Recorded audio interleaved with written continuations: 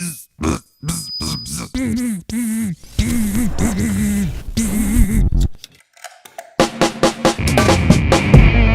Filipe Pampuri, a musician from São Paulo, Brazil, who for the past 10 years been living in LA, making music and exploring sounds. I'm also the creator of Beetronics FX, a company some of you may know by the crazy and unique fuzz pedals or the videos with bees jamming at the studio.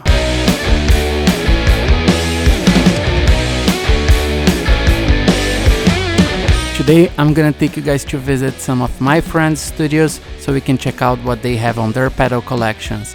But first, I'll start by showing you guys our Hive, where we have our studio and where all the Beetronics pedals are made.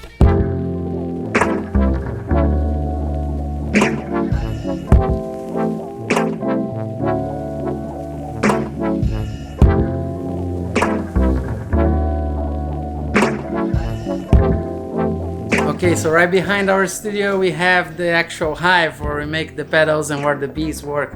Let's see what they are doing.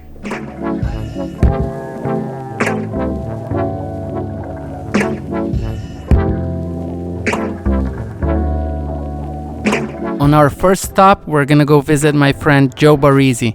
Joe is a legendary producer who has worked with bands like Tool, Slipknot, Avenged Sevenfold, Bad Religion, among many others. He also has a really incredible studio. As you walk in, you are surrounded by piles and piles of gear. A lot of it are true pieces of rock and roll history. So Wizards are like really badass Marshalls. Looking like what Marshall should be making amps like at this point. I just got a 6L6 one, but that one is not an EL84, but a 6V6 amp. And it's fucking really good, man. It's 25 watts. Just dirty, but articulate at the same time. Yeah. They're super, super good amps. That one was underwater. The brown one. Really good on a flood? Yeah. And was that how it got brown? Yeah, that's how it got Is it really? brown, yeah. And was it white? It was white originally. Shit, that's funny. And he cleaned it up a little and it looked cool, and fucking just leave it. That's so. But he worked for AC/DC for years. He was their guitar guy. He's got tons of analog gear, guitars, amps, and obviously what we came for. Hundreds and hundreds of guitar pedals. As usual, Joe surprised me with some really cool pedals. This time we're checking out the PHAZEX by COLORSOUND. It was a pedal made in the late 70s in the UK, and it produces a very deep and rich phase effect.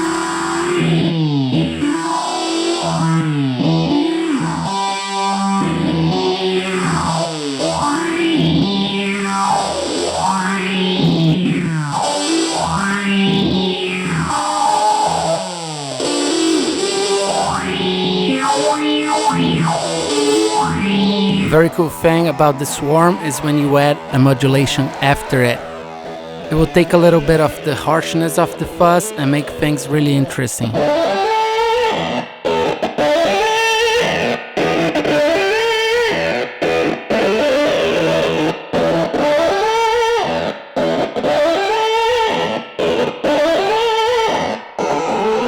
As I was walking through the studio, I see this little Altoid box with a pedal built in it. So I asked Joe what was that, and he told me it was a George Tripp's boost that he had made for him. I for sure wanted to check that one out.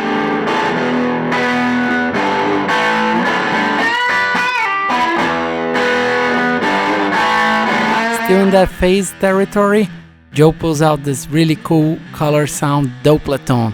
It's a very rare and unique effect I had never seen or heard of, but it really sounds out of this world.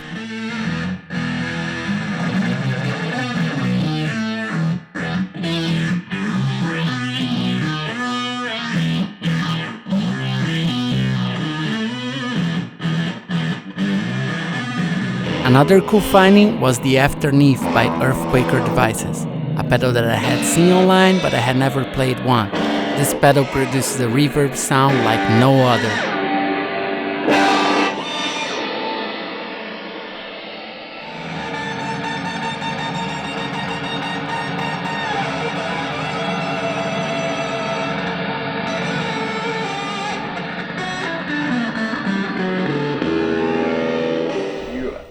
understand how to play to the sound. Like a lot of musicians don't understand that. Oh, this pedal, it is that, right? I mean, this pedal, it is. You gotta play for the pedal. Whenever the pedal tells you something, you gotta hit that note. It does a rhythm, you do the rhythm. Yeah, exactly. Like some guys just can't do that. They just play it, and you're just like, you put that thing up in front of them, and they're just like, they can't make it musical. I had a great time hanging out with Joe. Every time I'm with him, I learn a bunch. And also, it's great to be around one of her music idols. One thing I know for sure is that this visit's gonna cost me a bunch of money. I really liked a lot of those pedals, and I'm gonna be looking to pick up some for my own pedal board. On our next stop, I went to see my friend Anthony J Resta. Anthony is a composer and producer. He's also a multi-instrumentalist based in the Laurel Canyon area of Los Angeles. Anthony has worked with many acts like Duran Duran, Elton John, and has also worked on soundtracks of movies like The Twilight, The Scream, among many others. He's also a big collector of gear and has a ton of pedals that we can check it out. Right before I left the Hive to meet Anthony, he called me and told me we would have a very special guest. Joey Santiago, guitarist from the Pixies, heard that we were coming by and decided to join us for this jam. And that got me super excited. That's cool. I dig it. I can put through this filter.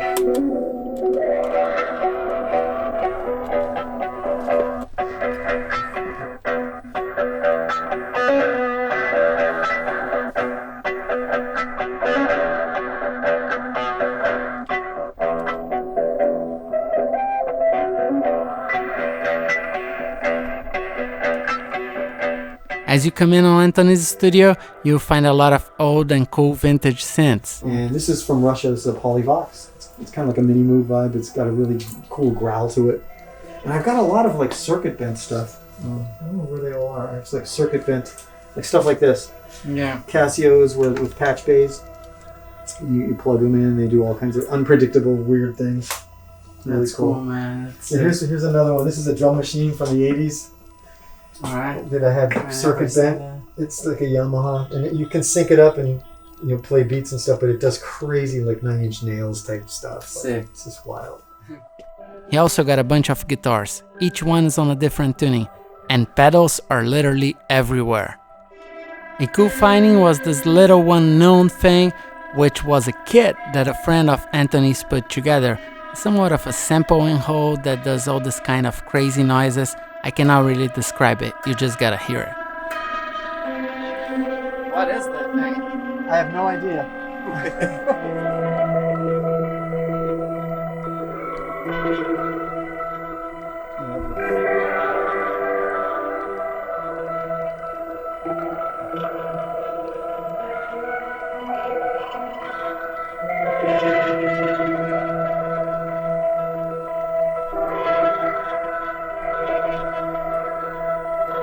Another really cool unit we got to try is from a brand called Neon Ag.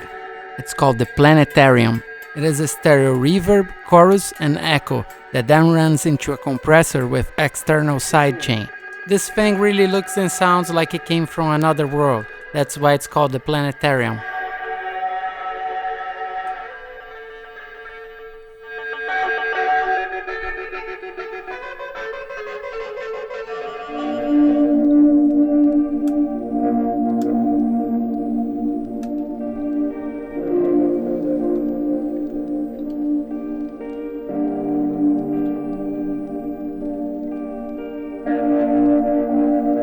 Next was the Count to 5 from Montreal Assembly.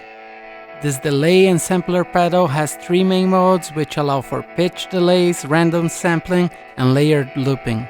And then it's got like a reverse delay, like you heard, and a regeneration, like on your video you captured some of that. It also has a looper in it, which is this mode down. It turns to a red, but it's an amazing pedal. People love it or hate it. It's like it can make your guitar sound like birds flying away and all kinds of things.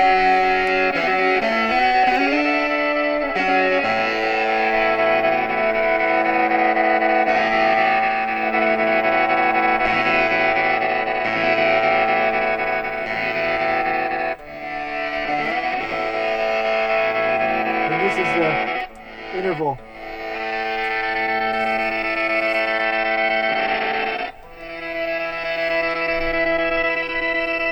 like Bob O'Reilly. Right? This visit was great. I got to hang with Anthony and see everything that he's about. He really likes to try textures and different things and different sounds. He's all about finding the sounds and creating the song around the sounds. We also got to hang with Joey, hear his insights, his approach, and we even got to give him some beats.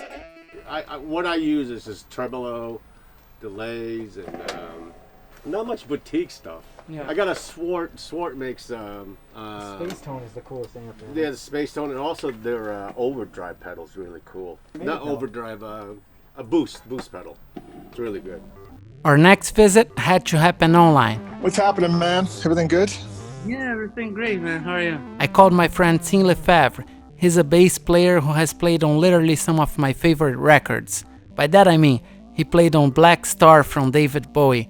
Did you play, was there like any pedals in special that you played on Black Star? Like anything that you remember using that you're like, oh, that was cool? Or... Yeah, Boss OC2. I used the dark glass microtubes a little bit. And I used the the 3-leaf audio octaver.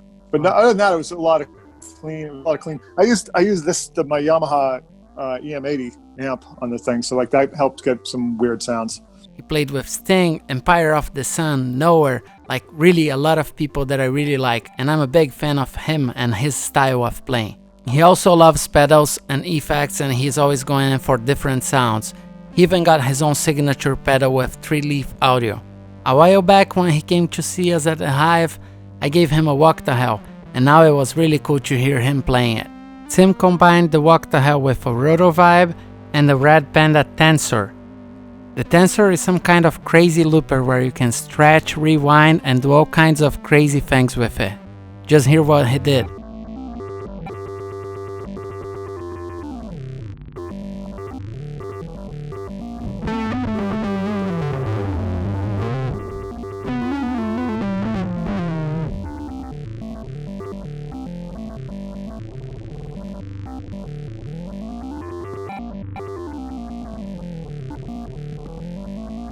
Dude, Thanks, brother. Thank you so much, man. I really appreciate Of course. it. Yeah. Anytime. On our last stop, we could not choose anywhere different than NRG Recording and J Baumgardner. Jay and I have been friends for over 10 years. In fact, Jay is one of the reasons why I moved into the US.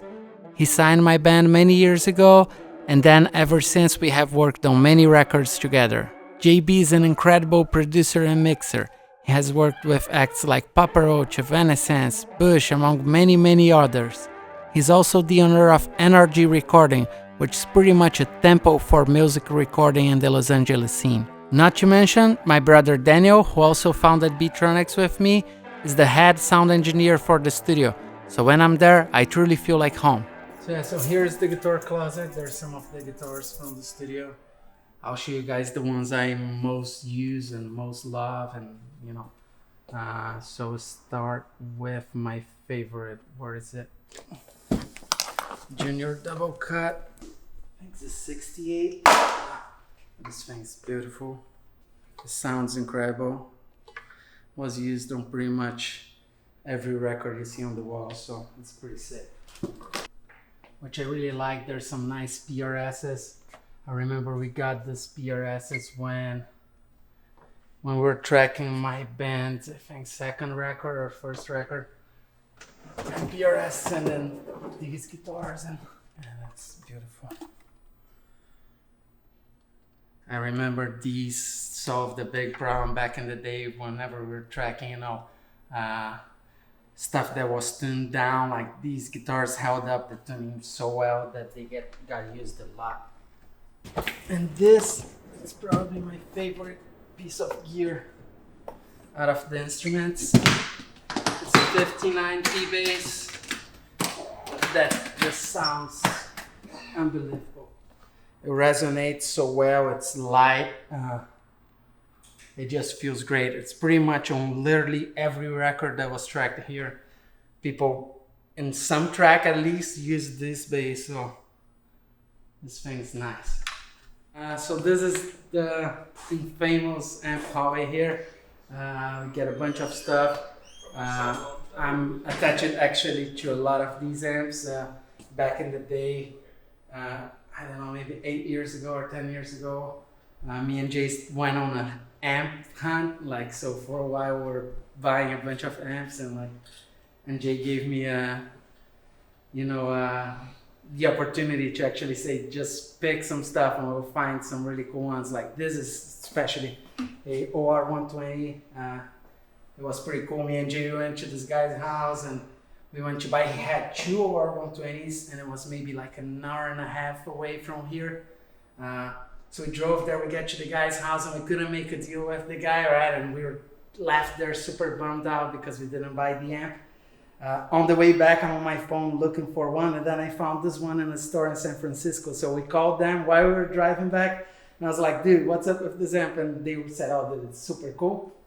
We ended up buying from a store in San Francisco. Summer Zodiac. That amp, I found it in the UK. I bought it off eBay UK. And it shipped here, was kind of all over the place, kind of all apart. And my friend Bob Dixon actually put it all together. It's a really cool amp. It sounds really unique. It's actually the same model that was used for House of the Rising Sun. So it has that whole vibe and tone. It has a really cool vibrato. Some weird filters on it. See it? It even popped up. This one was one that I bought it for myself and ended up selling to Jay at some point. So it's a really cool amp. Now onto the pedals. NRG literally has drawers of pedals with some really cool, unique, interesting, and vintage stuff. That's cool. That's a really cool old Roger Mayer fuzz face. This, of course. Yeah. That's used on a bunch of top secret stuff and really cool. Top secret. Oh, this is a nice one. Yeah. Old tone bender. Jet phaser. Worse. Dude, this is sick. Yeah. And the phase 5 too. This is more rare. This one right here. That's a really cool thing. Oh, the Echo Rack, yeah. Benson. Every time I open those drawers, I get reminded of how cool are this trio of pedals that I made for NRG a while back. The OCTAHIVE carries the pattern of the wallpaper from the Lounge B. The OVERHIVE has the pattern of the flooring of Studio B. And the WHOCTAHELL got NRG's vintage logo. Now we're gonna combine these Bs with some other pedals. Up at first is a classic, the ADA Flanger.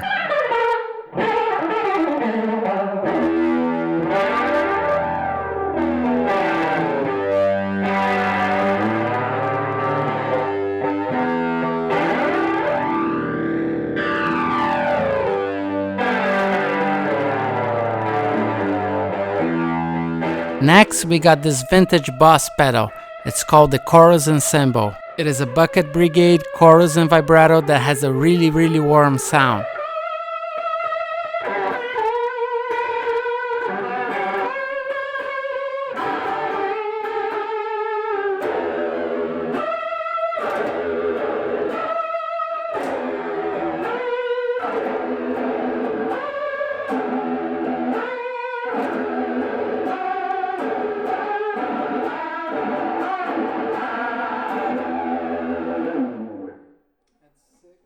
And at last we got to try the XOTIC ROBOTALK. This pedal was based on a famous OVERHIVE VCF, which was also sold as the Maestro Filter Sample and Hold.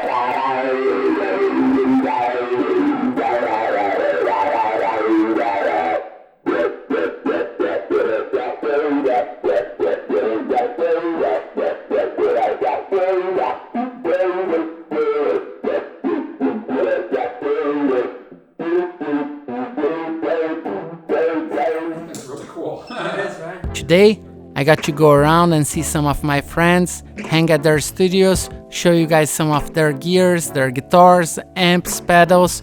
I hope you guys enjoyed this video, and I hope this in some way inspires you to make music. Let's not forget, the gear is all cool, but at the end of the day, we're all here to make music, gather, and have a good time. So go put your gear to use and be yourself. Thanks for watching.